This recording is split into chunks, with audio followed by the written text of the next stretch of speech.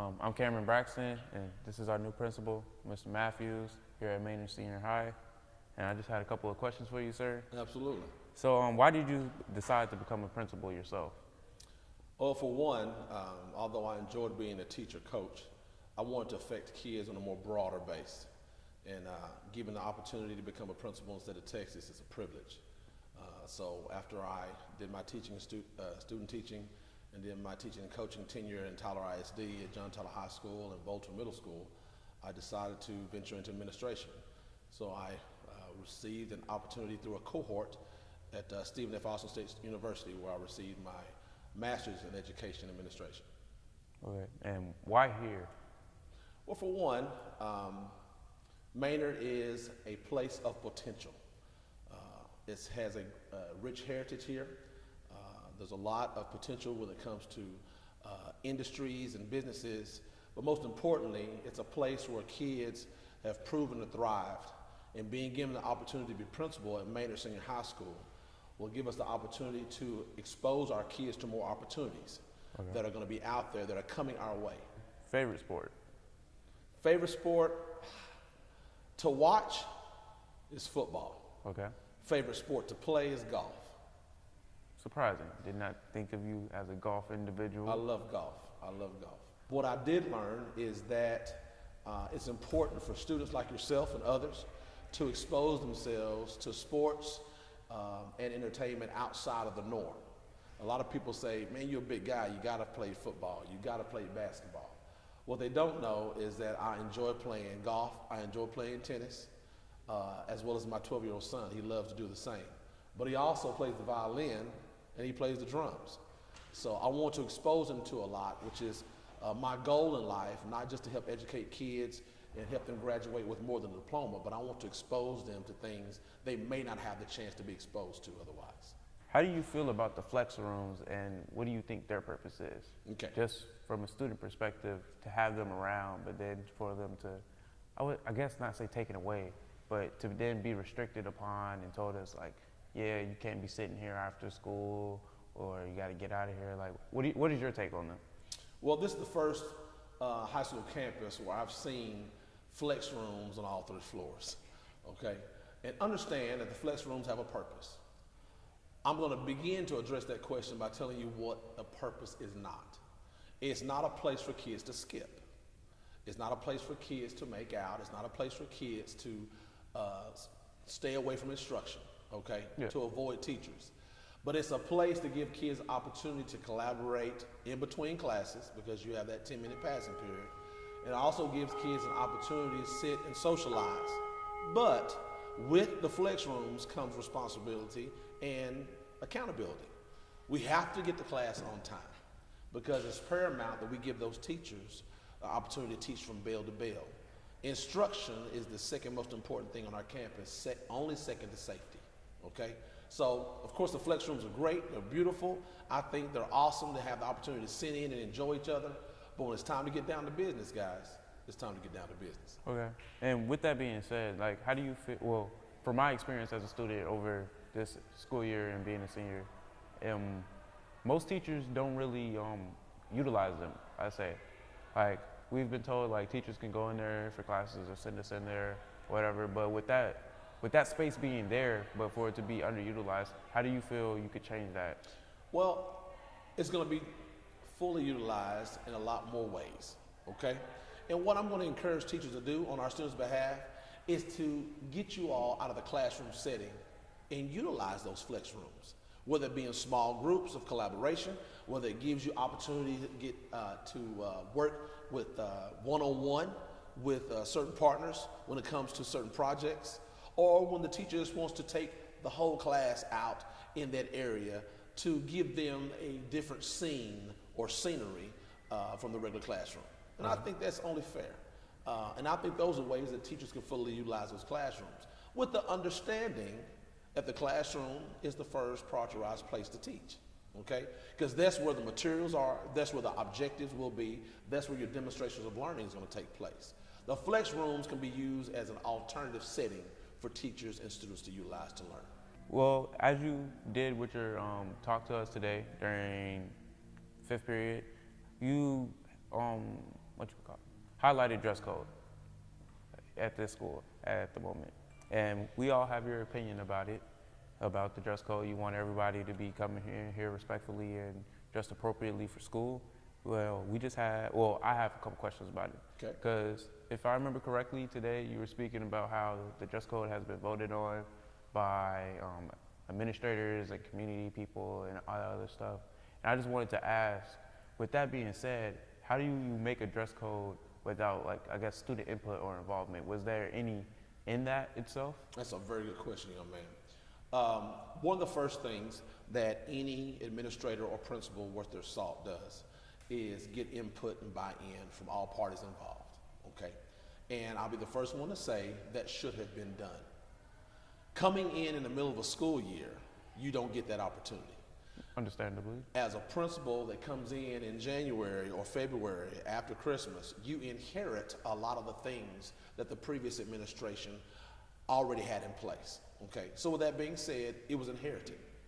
Understand the dress code was there before Mr. Matthews arrived. Yeah. But it wasn't fully implemented and it wasn't fully enforced, okay?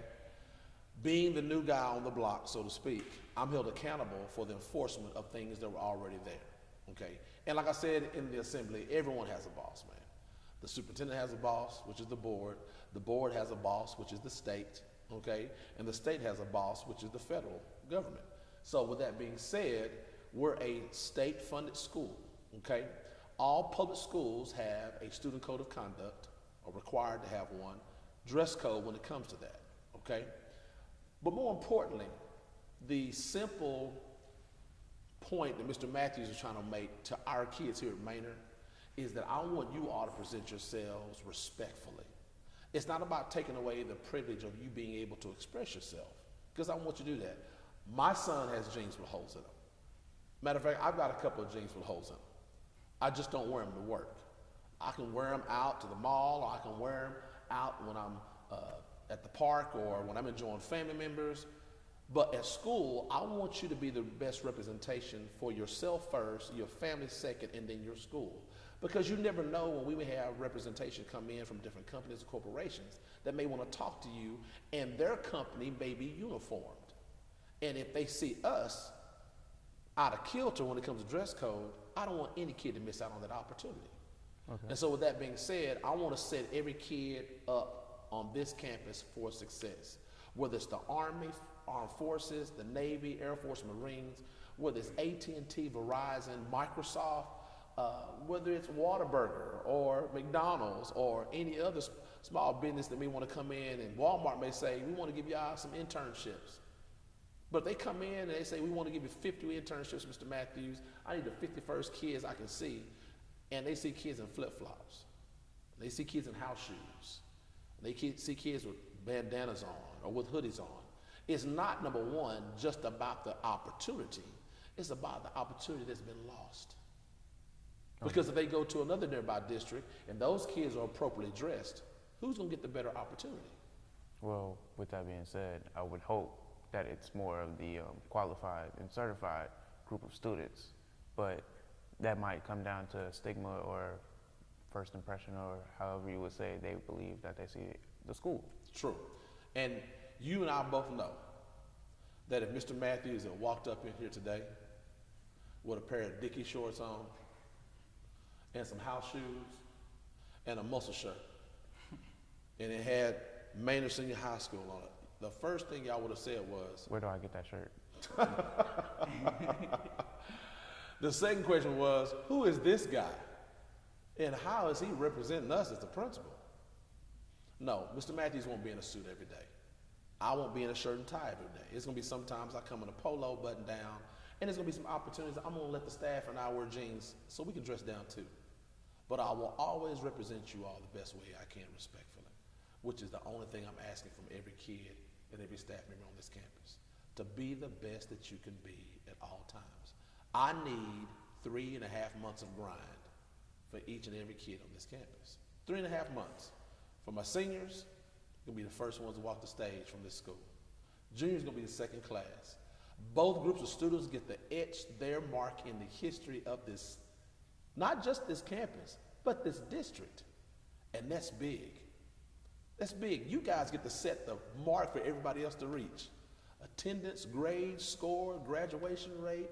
You all get to set the standard that everybody that comes behind the 2 classes here right now, they'll have to reach or exceed. That's a monumental moment for you guys. But I just don't want us to represent on paper. I want us to represent in decorum. Okay. Fair enough? Yes. And my only other thing about the dress code would be, do you think some of these rules or regulations come from a stigma? Just because, well, talking to other students and things of that nature, like, for example, the hoodies and scarves and do-rag rule. Like, from a security perspective, I can understand with the hoodies or whatnot, because some kids walking around with like a Voldemort hoodie and you can't see his face, makes more sense. Absolutely. But with the do-rags and scarves or the stuff of that nature, like, I can kind of understand it, but from, well, my opinion, it comes from a stigma perspective, seeing as somebody might say it's gang-related or anything of that nature.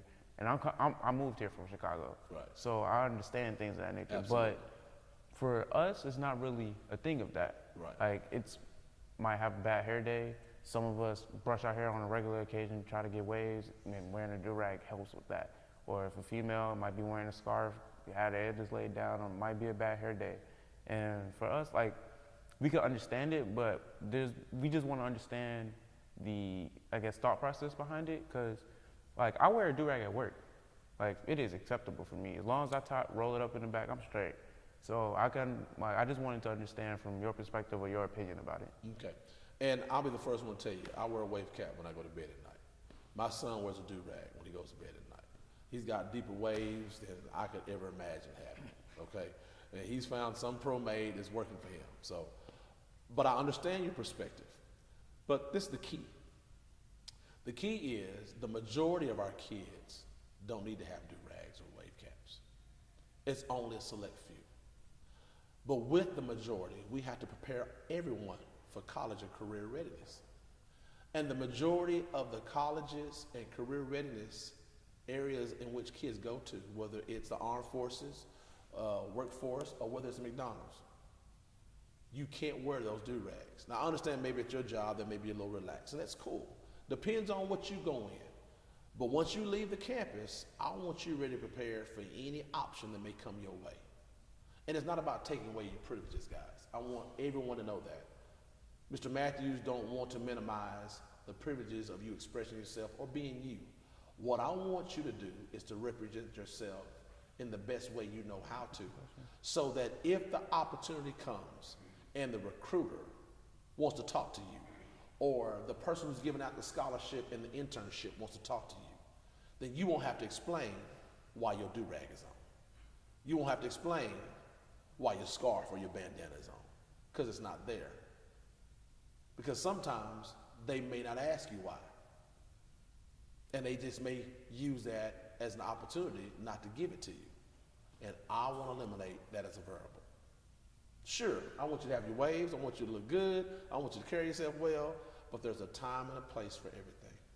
And what separates the intelligent from the unintelligent, the mature from the immature, are those who know when and where to do certain things. Does that make sense? Yeah. I can't wear a Speedo to a funeral. Simple as Well, that. you It'll look can. at me Somebody crazy. might laugh at you. You're right about that. Okay? I can't be loud in the library. Okay? The intelligent, respectful kid knows where and when and how to act at all times. Those are the kids that I want to continue to help mature and have them ready, so when they get on that side of the door, it's no holds barred. You can handle yourself. Okay, we only have 2 more questions for Go you. right ahead. All right. So, seeing as you're coming here now, and most of the year is gone, and a lot of things have happened. District for football, district for basketball, getting new programs in here, funding. Well, not funding, but development of different programs such as Mustang Media Crew and everything that we're trying to do here. What are your goals for, I guess, the end of your next school year? The end of this school year? Next school year. Next Well, school your year. first full year, seeing as you don't have that Well, opportunity. what I want to do is I want to go back and sit down at the table of collaboration with the administration and the teachers. And what I want to be able to do is for us to look back on the remainder of this year and how successful we were. And I want to expound on that. I've had everything from Mr. Matthews, can we have more pep rallies next year? My first thing out of my mouth was absolutely, because we've got to learn to celebrate each other. I hate I missed football season. I hate I missed volleyball season. I hate I missed the majority of basketball season. But like one of my old friends who's a pastor once told me, he said, Mr. Matthews, you gotta learn to take what's left and make it work. And that's what I intend to do. I intend to take what's left of this school year and make it the very best remainder of this school year that I can for the students of Maynard High School. And I guarantee you, if you give me that opportunity, we'll win when we get to the finish line. And that includes seniors who are gonna be walking the stage and turning their tassels as the class of 2019, the first class to come out of this building, as well as the things that we're gonna do better and improve on for next year with the class of 2020, including activities during the school year, including academic structures and systems that are gonna be in place to make every year better. Because anything that doesn't get better becomes stagnant. Let me say that again, guys. Anything that doesn't become better becomes stagnant. And you don't want to be stagnant, because at that point, you're not moving forward anymore. You want to continue to move forward. You want to continue to grow, and you want to continue to mature. And that's what I want to do as a principal of Maynard Senior High School. I want every year to be better than the last. Okay. And how would you feel about having, I wouldn't say it's student-led, but a panel or board or group or whatever you want to call it, of students to also put in their input or whatever? Well, with me being a senior and new to the district, I don't know if we have a student government or whatever, or things of that nature, but if we do, I haven't seen any thing from them. Only thing I know that they did was adopt a kid. But how would you feel about having like a panel or a group of students from between your juniors and seniors that do different things, from athletes to your academic kids to everybody mixed between, to get input from? One of the first priorities on this campus that I intend to do when we come back on Tuesday in an orderly fashion, with everybody identifiable, everybody in dress code, moving forward progressively, respectfully, I want to have in place a student advisory committee. And that student advisory committee will work directly with me, as well as members of my admin team, so that we can hear your voices, to hear what you have to say and how you feel about your school. Because the pride starts with you all, okay? And I want this campus to be one where the atmosphere is proud, pride, loving, professional, cordial, and respectful at all times. I want whoever comes through that front door to know that those kids over there at Maynard Senior High School got it going on. They know how to treat people. They know how to be cordial. They know how to be professional. That is one mature group of kids. And if you want to see how a school is supposed to be ran, go to Maynard Senior High School and watch those kids work their jelly. That's what I want, and that's what I'm going to strive for. That starts with having a student advisory committee, because it's important for you all to be able to voice your opinions. Now, I'm going to say this as I digress. Anytime someone comes to me with a problem, in one hand, I'll always require them to have a possible solution in the other, because no one wants to be a dumping ground for issues. Yeah. So to be a balanced and intelligent student, make sure when you come to the table of collaboration that you say, Mr. Matthews, this is a problem, or this is an issue, or this is something that draws our concern, but this is one of the solutions we thought that you can consider. That helps what? That helps us think about what you're thinking and how we can come to a resolve. Fair enough? That works. Great. All right. Thank you for your time, sir. Thank you. Thank you. You guys have been awesome. Appreciate you, young man. You too. See you on the field. All right?